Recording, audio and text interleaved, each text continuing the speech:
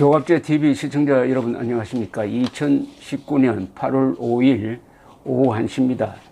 문재인 정권의 대일 정책, 즉 일본을 적대시하는 정책이 현실에서 어떤 반응을 부를 것이냐 하는 게 오늘 하나의 증표로서 나왔습니다.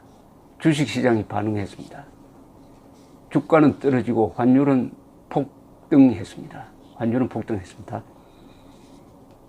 앞으로 금융시장, 그리고 채권시장, 그리고 기업의 투자, 동시에 한국의 외환 보유고의 변화를 우리가 면밀하게 살펴봐야 합니다. 1997년 외환 위기의 교훈이 있습니다. 그 외환 위기의 시작이고 결정판은 일본이었습니다. 일본이 한국 기업에 빌려주었던 단기 외채를 회수하기 시작을 했습니다. 그때 경제의 기본은 잘 돼 있었습니다. 무역도 잘 되고 있었습니다. 경제 성장률, 실업률에 이상이 없었어요.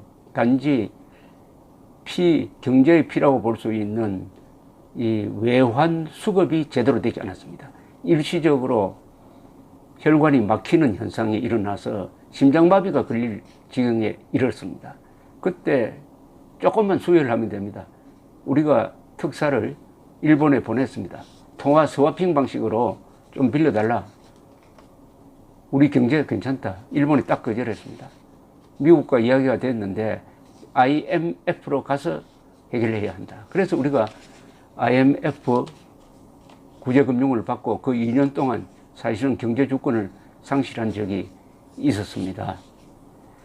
일본이 이번에 어떤 식으로 작용할지, 또 일본이 그렇게 작용하는 것이 아니라 국제의 경제 구조가 어떻게 반응할지 잘 살펴야 합니다. 그런데 지금 더불어민주당이 오늘 대책회의를 했습니다. 더불어민주당은 경제 침략이라는 용어를 쓰고 있습니다. 경제 침략. 오늘의 대한민국은 다릅니다. 다시는 지지 않습니다. 라는 글을 걸고 대책회의를 했는데 여기에서 나온 발언이 아주 심각합니다. 이것은 나경원 의원이 진단한 그대로입니다. 이번 위기의 발단은 문재인 정권의 친북 반일 노선에 있다. 친북 반일은 다른 말로 환산을 하면 이렇게 됩니다. 친적 반우방이 됩니다. 적과 친하고 우방국과 갈라진다. 그것은 안보 자살이죠. 바로 그런 현상이 오늘 이 당 최고위원회의 발언에서 나왔습니다. 우선 이해찬 대표는 나라의 명운이 걸려 있다는 각오로 임해야 한다라고 말했습니다. 이런 과장을 하면 안 됩니다. 나라의 명운이 이렇게 심각하게 나오면은 금융시장이 예민하게 반응을 합니다. 이럴 때일수록 아주 정확한 표현을 써야 됩니다. 신중한 표현을 써야 됩니다. 이 대표는 이어서 일본은 불행했던 과거를 명분으로 싸움을 걸었지만 목표는 우리의 반도체를 중심으로 한 미래 산업과 대한민국 경제 기반을 흔드는 데 역점이 있다는 것을 정부와 국민이 분명히 인식해야 한다. 저는 그렇게 국민의 한 사람으로서 그렇게 인식이 안 되는데요. 아니, 일본이 불행했던 과거를 명분으로 싸움을 걸었습니까? 싸움 건 것은 대한민국 대법원 아닙니까? 그리고 이 대법원 판결이 청구권 협정을 위반하는 것임에도 방치한 문재인 정권이죠. 무조건 일본에 뒤집어 씌우면 안 되죠. 그런 시대가 아니죠, 지금. 일본이 한국의 반도체를 잡기 위해서 이렇게 했다? 그건 뭐 공상소설에서나 할 수 있는 이야기지. 집권 여당 대표가 이런 이야기를 하면은 이게 당장 번역돼가지고 일본에 쫙 깔릴 텐데, 그걸 읽어보고, 아, 일본이 그렇게 생각하면 우리도 그렇게 하면 해줄까? 이런 생각까지 드는 거 아닙니까? 설훈 최고위원은 어마어마한 이야기를 했습니다. 뭐라고 했는지 정부는 당장 한일 군사정보보호협정을 파기하길 주문한다. 폐전일인 8월 15일에 일본에 통지서를 보내 우리 국민의 뜻과 경고의 의미를 전달해야 한다. 자, 우리가 한번 따져봅시다. 8월 15일에 맞춰서 보내면은 우리가 일본에 이기는 날이 되는 겁니까? 이거 편지 하나 보내면은 이 국가대사, 더구나 절대 선전선동에 휘말려서는 안 되는 안보가 걸린 외교 문제를 이런 식으로 선전선동 8월 15일에 보내자입니다. 8월 15일에. 그러면은 일본 사람들이 아파야 될 것 아닙니까? 문제는 그렇게 보내면은 일본 정부가 야, 큰일 났다. 하는데 일본 정부는 비웃을 것 아닙니까? 왜냐? 참 이상한 일도 있다. 한일 군사정보협정으로 득 보는 사람은 한국인데 한국이 파기한다? 그거 참 이상하다. 그것은 우리 카드인데 우리가 파기하면 몰라도 득 보는 사람이 그것을 파기한다? 자기 팔을 자르겠다는 뜻이냐? 그러면은 문재인 정부를 아주 무섭게 볼까요? 우습게 볼까요? 서울 최고위원은 이 협정은 전범국과 일본의 군대 보유를 가능하게 하는 평화헌법 개정을 위한 국제적 여론 조성 때문에 추진된 것이다. 말도 아닌 이야기입니다. 우리가 필요해서 한 겁니다. 이거 이명박 정부 시절에 우리가 더 적극적이었어요. 그러다가 이명박 정부 시절에 선거를 앞두고 반대 여론이 있으니까 그때 서명 1시간 전에 우리가 취소했던 겁니다. 그걸 다시 2016년에 맺은 거죠. 우리가 필요해서 맺은 겁니다. 우리가 더 필요해서. 일본도 물론 필요하죠. 서른 씨는 이렇게 이야기합니다. 일본이 한국을 안보 파트너로서 불신하고 부정했기 때문에 지소미아를 유지할 사유가 없다. 불신하면 그 불신을 바로잡는 걸 통해서 해결해야지. 자해 그걸 통해서 해결한다? 이건 논리도 없고 계산도 없습니다. 그 다음에 결정적인 위험한 이야기가 나옵니다. 우리가 일본의 경제 침략 전쟁으로부터 승리하려면 무엇보다 전 민족이 힘을 합쳐야 한다. 남북이 위안부 피해를 공동조사하고 협력하는 방안을 북에 제안해야 할 것이다. 일본이 한국을 적으로 간주하고 감행하는 오늘의 위기를 전화위복의 계기로 삼아 남북이 협력할 경우에 일본에 맞서는 과정에서 민족이 하나 되는 그날도 앞당겨질 것이다. 이야, 이거는 헌법에도 맞지 않고 이 말 자체가 국가보안법 위반입니다. 이 잘못하면 반역죄를 구성할지 모르겠는데요. 적과 손잡고 우방에 대응하자는 거 아닙니까? 적과 민족 반역자와 공조해가지고 민족 반역자와 공조하는 집단은 민족 반역자가 됩니다. 요거는 그대로 민족이란 말로 삼아가지고 요걸 풀면은 우리는 민족 반역자와 공조해가지고 우리를 도와주는 일본과 싸우는 우리에 대해서 유엔군 후방기지를 제공하고 있는 일본과 싸우는 민족 반역자가 되겠다는 고백입니다. 이게 본심인 것으로 보입니다. 문재인 정권이 지금 한일 관계를 파탄내려고 하는 본심은 한일 관계를 파탄내가지고 한미동맹을 해체하고 그리하여 남북이 이른바 민족 공조, 실제는 민족 반역 공조죠. 민족 반역자들끼리 공조니까 그걸 통해서 대한민국을 해체하고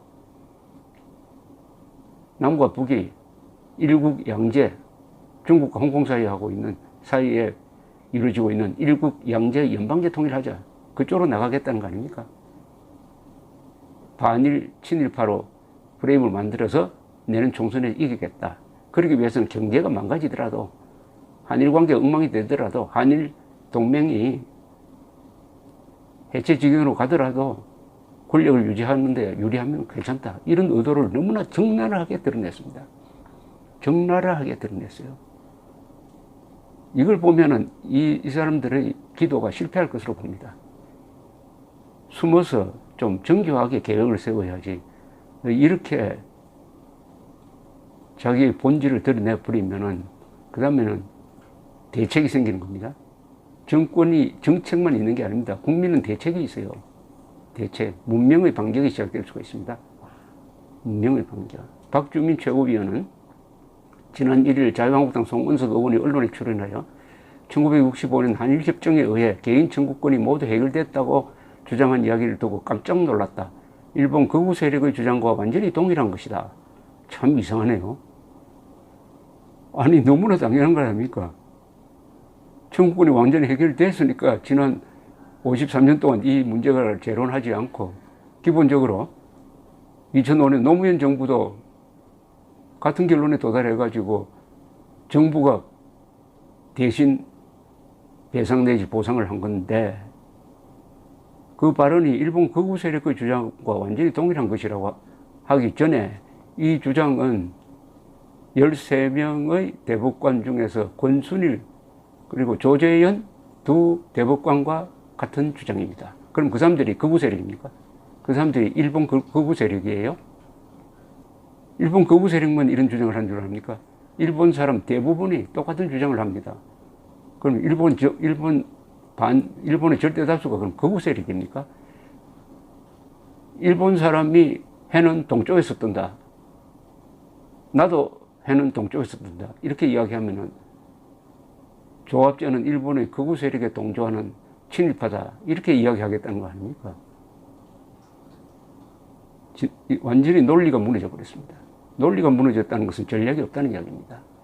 허둥대고 있다는 이야기입니다.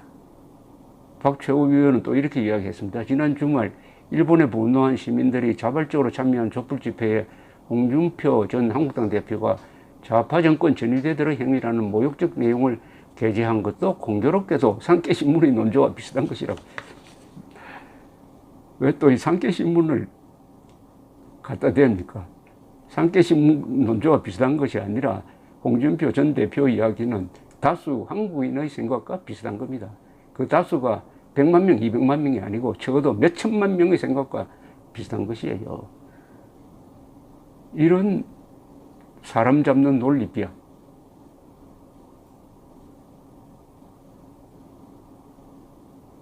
또 이렇게 덧붙였습니다. 한국당은 역사 왜곡과 국가 국민 모욕에 책임 있는 조치를 취해 자민당이 아니라 한국자유당임을 증명하기 바란다.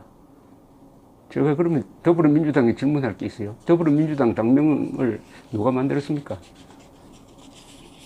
김일성주의자 신영복이 만든 거 아닙니까? 아닙니까? 그렇다면 말 다 한 거죠. 더불어민주당은 이념적 정체성을 밝혀야 됩니다.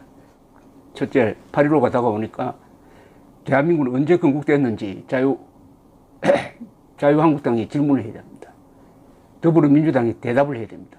대한민국은 언제 건국이 되었습니까? 대한민국 이렇게 좋은 나라인데 생일이 있을 것 아닙니까? 1948년 8월 15일에 건국됐습니까?